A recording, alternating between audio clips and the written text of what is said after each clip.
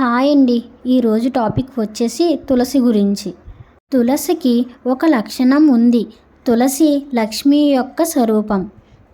తులసి ఒక్కదానికే ఒక లక్షణం ఉంటుంది. సమస్త పాపాలను హరిస్తుంది. తులసి మొక్కను పెట్టడానికి కార్తీక మాసం శ్రేష్టమైనది. తులసి మొక్కను గురు, శుక్రు, శనివారాల్లో వేసుకుంటే మంచిది. తులసి మొక్కను ద్వాదశి, ఏకాదశి రోజులలో కదపకూడదు. అలాగే అమావాస్య కూడా మంచిది కాదు.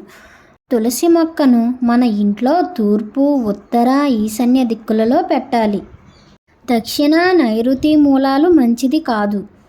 మనం ఎప్పుడూ తులసి మొక్కని చనిపోయింది అని అనకూడదు.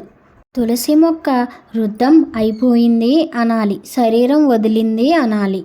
తులసి మొక్క వృద్ధం అయిపోతే అసలు బయట వేయకూడదు. తులసి మొక్కను ఎండపెట్టి హోమంలో వాడవచ్చు. లేకపోతే పారే నదిలో కలపాలి. ఎక్కడ పడితే అక్కడ తులసి మొక్కను వేయకూడదు. తులసి రోజులో 22 గంటల పాటు ఆక్సిజన్ వదులుతుంది. అందుకే ఈ మొక్కను ఇంటి ముందు పెట్టుకోవడం వల్ల స్వచ్ఛమైన ఆక్సిజన్ పొందవచ్చు.